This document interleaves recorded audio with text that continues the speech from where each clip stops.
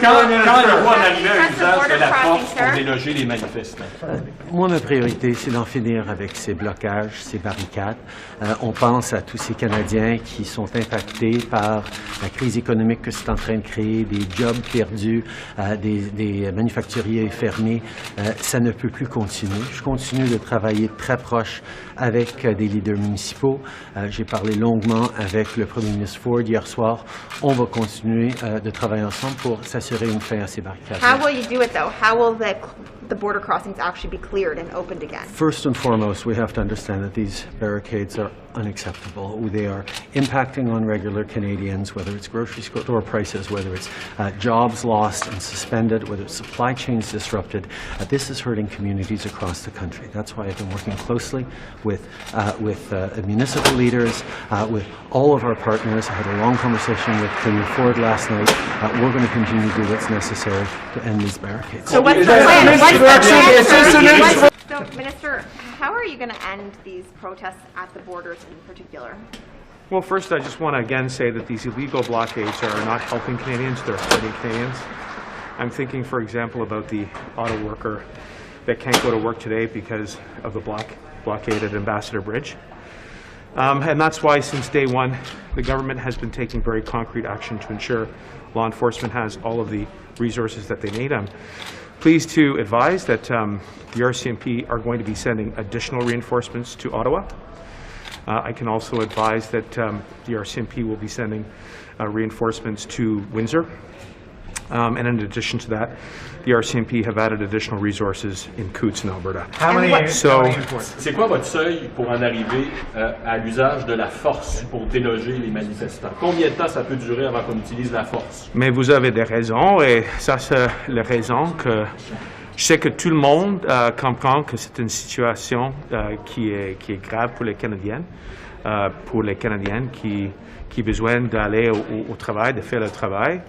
Et on va continuer de travailler ensemble avec les provinces, avec les municipalités pour assurer que tous les réseaux sont là pour les services de police. How many officers are going to Windsor, to Ottawa, Yeah, no, I to understand. Coutts, to Manitoba? I totally appreciate that question, but for obvious reasons, particularly around operational sensitivity, we won't get into the numbers. So what do you say to voters and Canadians who are not hearing a plan from police, they're not hearing a plan from your government, they're not hearing a plan from provincial governments, and it appears that this is just expected to continue indefinitely? Well, just to be clear, the plan is to make sure that all of the police have the resources that they need, and I've given you some very concrete and tangible examples of how we at the federal level of government are providing additional reinforcements to Ottawa, to Windsor, to Coutts, and making sure that law enforcement have all of the resources that they need to do the job. To do what? What's their job? To uphold the law and to make sure that we get these illegal blockades ended. And that is our top priority. Our top priority is to make sure that these illegal blockades end, and I was encouraged to see that the interim leader of the opposition has finally come around and has called for the illegal blockades to end, is to make sure that we can get trade and travel going again, and that is going to be our unwavering focus. Quand allez-vous intervenir et combien d'agents de plus allez-vous envoyer? Et quand on peut s'attendre à ce que ces agents-là arrivent, combien de temps vous allez laisser ça durer? Écoute, nous avons depuis le début pris des actions concrètes, par exemple d'ajouter des ressources supplémentaires de la GRC pour Ottawa, pour Windsor, pour Coutts, et on va continuer d'ajouter les ressources comment ils en ont besoin. The Ambassador Bridge costs Canadians being closed $400 million a day. Can you not be more specific about when it might be open, when these reinforcements will arrive, when Canadians can get back to their lives, when those auto plants can reopen? Well, the first thing I want to say is I'm very familiar with the community in Windsor, and I think our heart goes out to every single worker who can't get to their job because of these illegal blockades. And that's one of the reasons why I'm really pleased to see that the RCMP have taken decisive action to add reinforcements to the Windsor Police Service. But we also got to be sure that the province is there. I've continued to remain very much in contact with our provincial counterparts, not only in Ontario, but in Alberta and elsewhere. And I think everybody understands that there is a real urgency to end the illegal blockade as quickly as possible. The Port government is not attending your meeting today. He said one more. I'll take one more. The Port government is not attending your trilateral meeting again today. How can you say that you're getting cooperation with the province when they won't even sit down with you? Well, because I'm continuing to remain in contact with our provincial counterpart, and not only in Ontario, but elsewhere. Well, I've spoken with Minister Maroney yesterday. I know the Prime Minister has spoken with the Premier. Our colleagues are talking. We have been pressing the point that the Ambassador Bridge is incredibly important for Canada's economy and Canadian jobs. So we're, and we're offering any type of assistance that the provincial government needs. But nothing's happening. Ontario is not participating in the trilateral table today. Nothing's happening. Washington is getting impatient. But what can you do to force something to happen? We will do anything that we can to ensure that the law is upheld. We continue to speak with our provincial counterparts to ensure that the blockades is open. When will you do that? What are your thoughts on the convoy? What are my thoughts on the convoy? Yeah, is it time to go or what? It was time to go 2 weeks ago. And so I saw you walking across the street. Like, how do you feel when you're in the city? Well, I don't feel particularly threatened, but on the other hand, I'm 6'2" and 185 pounds. I know a lot of my colleagues do feel threatened, and some of them have made the decision that they won't come to Parliament Hill. I think that is quite regrettable. But now you have the mayor talking about mediation. There's a lot of pressure to talk to these folks. What's holding you back? I don't know how you talk to people who have spread lawlessness from one end of the country to the other and are impacting not only the lives of the people in the parliamentary precinct, but the people of Canada. You know, when the Ambassador Bridge is closed, you talk about supply chains, you ain't seen nothing yet. You will see literally grocery shelves going empty because of these so-called freedom people. This isn't freedom. This is lawlessness. And what do you think Indigenous protests were tracked down 2 years ago, when in Belleville, when they were supporting the Wet'suwet'en? Yeah. And now we're watching this going on feet from the center of democracy. Why are Indigenous people treated differently? Well, that's probably a 150-year-old question and a legitimate question. I would add to that question other people who are making legitimate protests. But certainly here on Parliament Hill, I've never seen anything like it. This is flat-out lawlessness, and it needs to end. And I would encourage, if mediation will do it, I'm all in favor. What do you think of Ms. Bergen's comments today? Yeah. Well, I thought about 2 weeks too late. You know, you can't go out and take selfies with the protesters and say what great people they are, and all they are is, you know, women with baby carriages and children and things like that.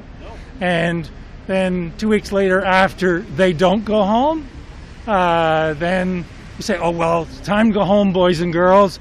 Party's over. And meanwhile, the whole thing has gone way out of control. You know, she is directly, and her caucus are directly responsible for the blockades in Alberta and for the blockades at Ambassador Bridge and everything else. You can't just walk away from it. And what has happened out of all of this is that this encourages lawlessness. So whether it's a counter of some kind or another, or whether it's you know, some other protest, I don't really know. What do you think about their thoughts, though, when they're talking about the Wet'suwet'en, when they're blocking the railroads, and now their take here, and they're not really saying much? What does that tell you? Well, enough hypocrisy to go around for everybody. But isn't it time for your government to present a detailed plan about how you're going to basically slowly remove, you know, some measures? Isn't it? This is an ongoing daily conversation between the various levels of government and the health authorities. I am not prepared to substitute my judgment for that of Dr. Tam or Dr. Moore or Dr. Cairns. It is risk management. And this is what it's all about. And if the hospitalizations are going down, that obviously reduces the risk. If the deaths are going down, that obviously reduces the risk.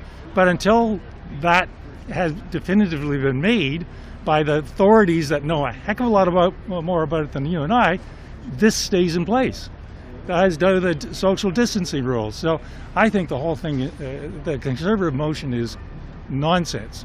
Is it time for the Prime Minister or someone to take the lead on this thing and to sort of well, he has been taking the lead. I mean, he's got us for the last 2.5 years of this horror show. I mean, the protests. Well, you know, he has to defer to the appropriate authorities, and how long that deference takes place, I don't know. We've got 3 police services here. We got the Parliamentary Protective Police Service, we got the Ottawa Police Service, we've got the Ontario Police Service. Surely to goodness, those are enough police services to gain control over this lawless situation. Thanks, guys. Thank you. I feel disappointed. I mean, we're doing our best as Canadians to look out for each other, to make sure that we're keeping each other safe, to putting people's lives above, you know, above dollars and above anything else. And it's unfortunate that some Canadians don't feel that that's the case. So what about Joel Lightbound? I mean, do you have sympathy for him? Can you level with him at all? I've had good conversations with Joel, but we definitely disagree on what his thoughts were. How do you feel about? Oh, I'm sorry. I thought you were finished. I am. Okay. How do you feel about the Conservatives' change of tone on the protest, that they are now inviting them to leave? Well, I've been in the House of Commons for 2 emergency debates on protests. One was 2 years ago when Indigenous people were protesting, and now seeing what we're seeing here. There's definitely a difference in tone and empathy that they have for this group than was expressed 2 years ago during the protests with Indigenous communities. And that's deeply troubling to me, but not at all surprising for what I've seen from the Conservatives during my time as a Member of Parliament. Do you think it's too late to, on day 14, now invite them to leave?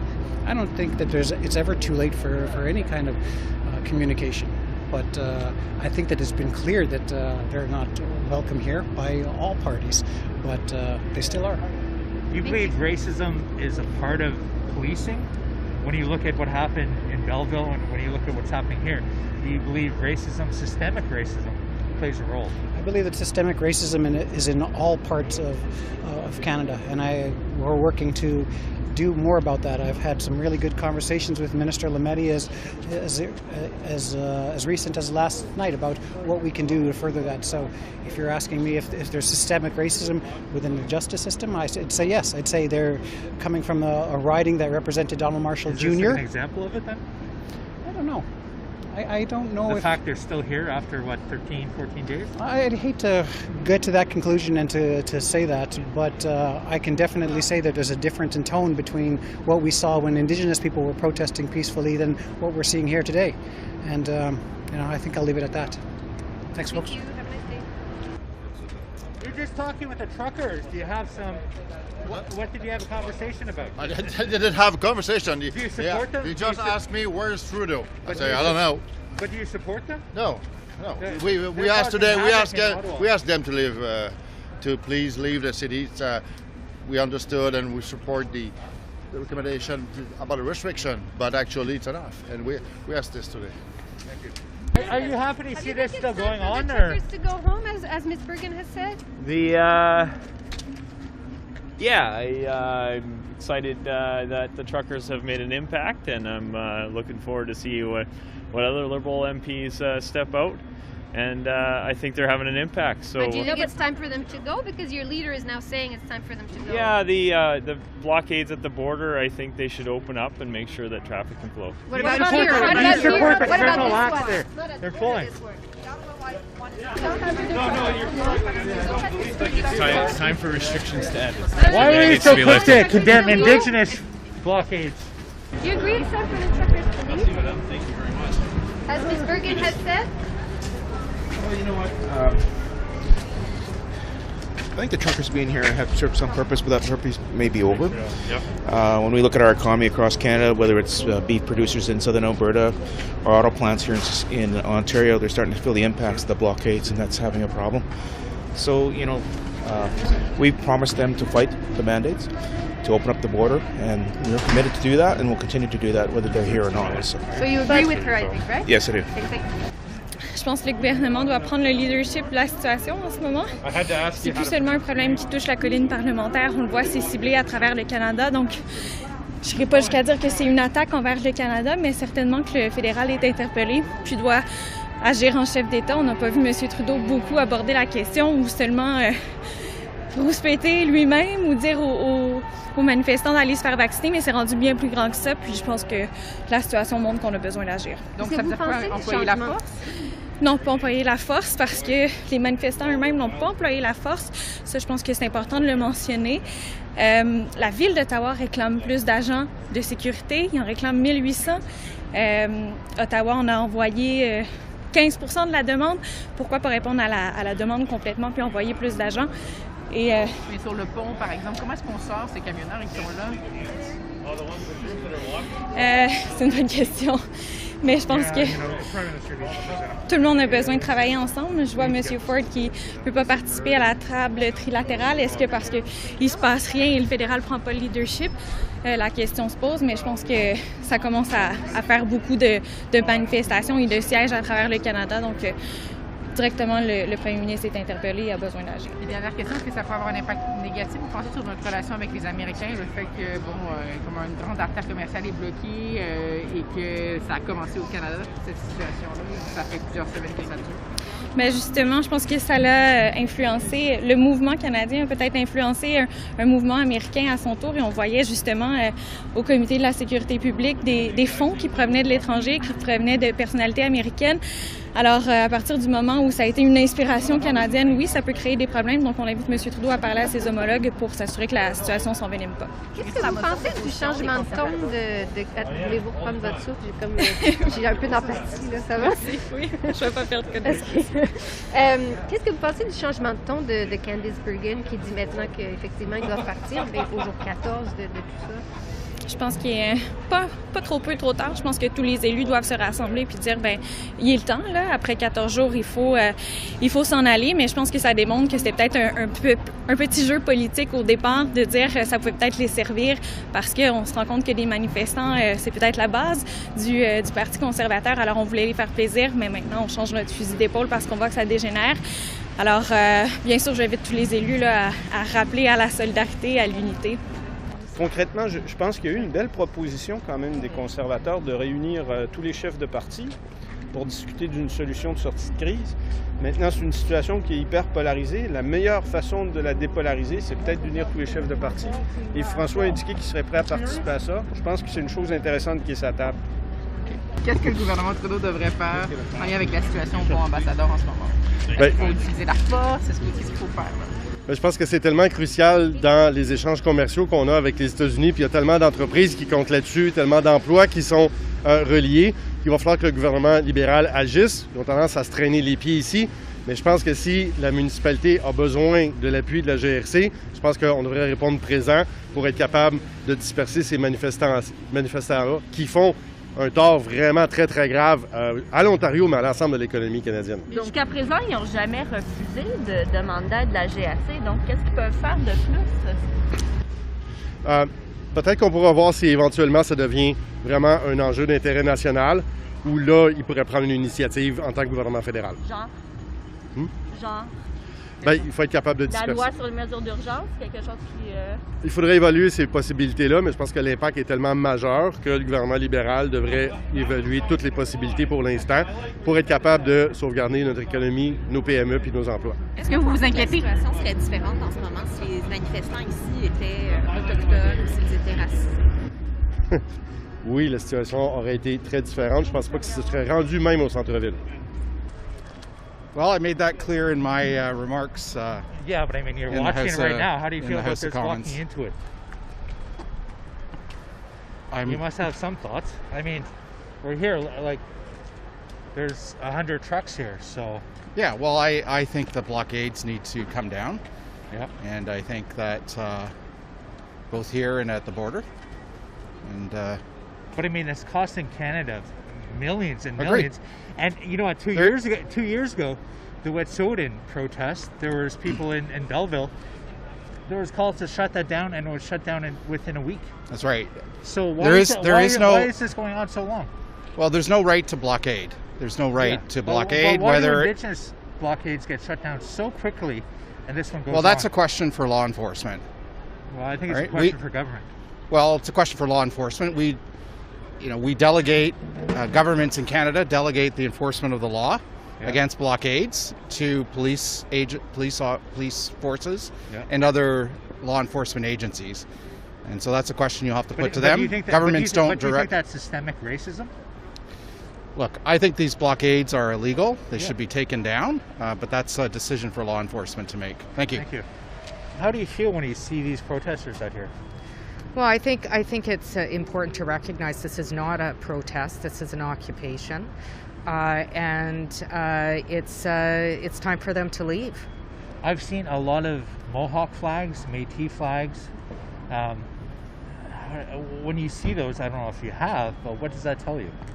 Look, I think elders of the Algonquin territory, certainly Elder Commanda, was very clear about their requests for the occupiers of Algonquin territory, and I think if we're going to respect other Indigenous territory that's not our own, as visitors, as Indigenous people and other people's Indigenous territory, we need to respect those requests.